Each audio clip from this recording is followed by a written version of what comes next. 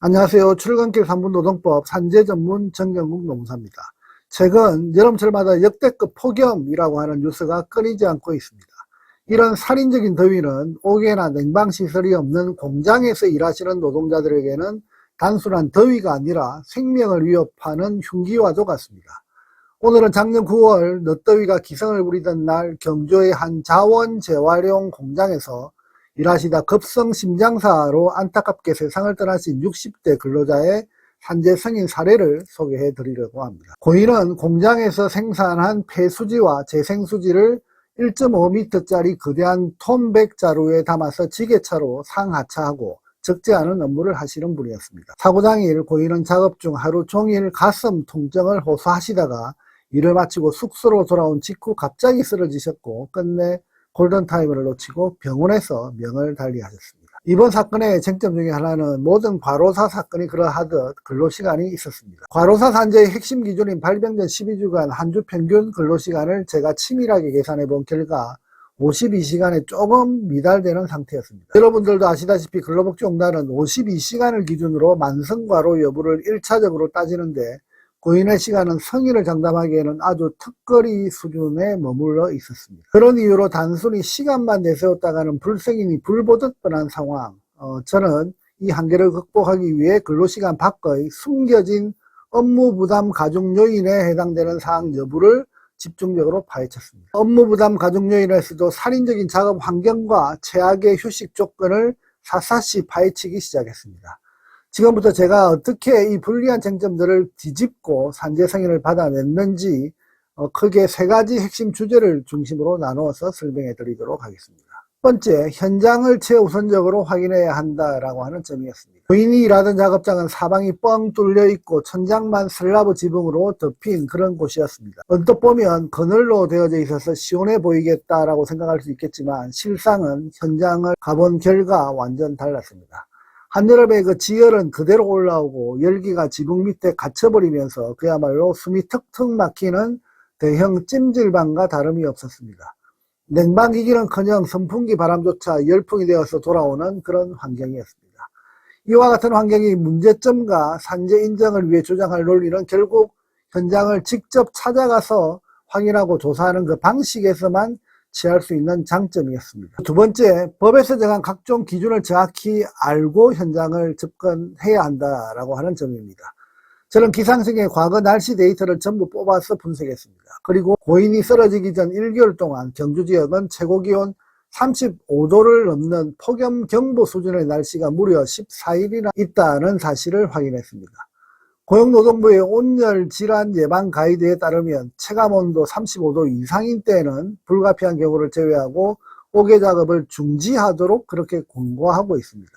하지만 회사는 이런 지침을 전혀 지키지 않았습니다. 저희는 이 지옥같은 폭염 속에서 하루 평균 1시간 이상의 연장 근로를 묵묵히 소화해내면서 일을 하고 있었던 사실을 확인했습니다. 저는 이 객관적인 기상 데이터와 작업 일지를 매칭시켜서 고인이 극단적인 고온 환경에 장기간 방치되면서 심장에 엄청난 무리가 가해졌다라고 하는 사실을 찾아냈습니다. 그리고 세 번째, 발병 전 24시간 이내 급성과로 요인도 찾았습니다. 고인은 발병 당일 기온이 34.3도, 체감 기온은 무려 35.62도에 달하는 폭염 속에서 일한 사실이 확인되었습니다. 사실상 옥외 작업 금지 대상 기온입니다. 그런데 제가 고인이 쓰러진 날의 일일 작업 일지와 그리고 수당 내역을 분석해 보니 놀라운 사실이 발견되었습니다.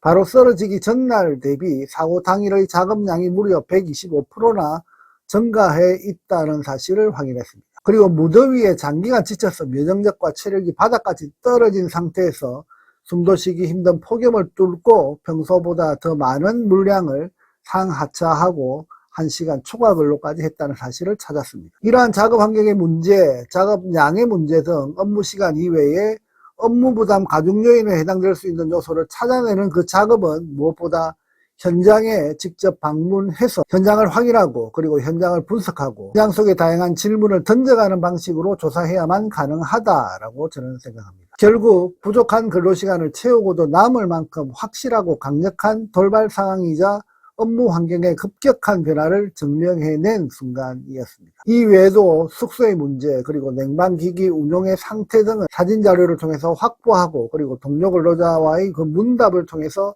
조금이라도 유리한 증언은 인용할 수 있도록 하기 위해 최선을 다했던 그 결과, 결국 최종 산재 승인의 결과가 나온 것으로 그렇게 저는 생각합니다. 결론입니다. 만약 이 사건을 단순히 12주간 평균 52시간이라고 하는 그 근로시간 숫자 하나만 보고 접근했다면 시간 산출한 후 바로 산재 준비를 포기하시는 분들이 대부분일 것이었습니다. 하지만 저는 포기하지 않았습니다. 현장으로 달려가서 사방이 뚫린 공장의 그 열기를 확인하고, 에어컨 없는 그 숙소의 답답함을 증명하고, 그리고 기상청의 폭염 데이터와 회사 작업 일지의 물량 증가의 상태를 교차 분석하면서 숫자 이면의 진짜 과로 상태를 입증해냈다는 것입니다. 그 결과 근로시간의 불리함을 이겨내고 당당하게 산재 승인이라고 하는 그 결정을 유가족의 품에 안겨드릴 수 있었습니다.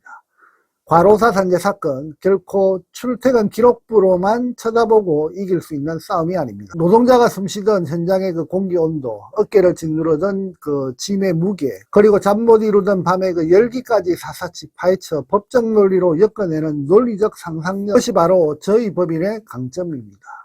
가족의 억울한 죽음 앞에서 막막함을 느끼신다면 절대 혼자 고민하지 마시고 산재 전문 노무사와 상담하시고 방향을 찾아 나가시기 바랍니다. 여러분이 미쳐보지 못한 1%의 그 가능성까지 모아서 결국 산재 승인의 결과를 도출하도록 최선을 다할 것입니다.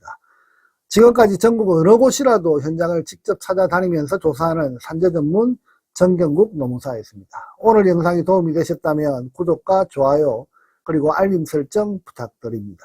감사합니다. 여의도 노무법인은 대표 노무사가 직접 조사하고 분석하고 최종 결론까지 책임있게 진행합니다.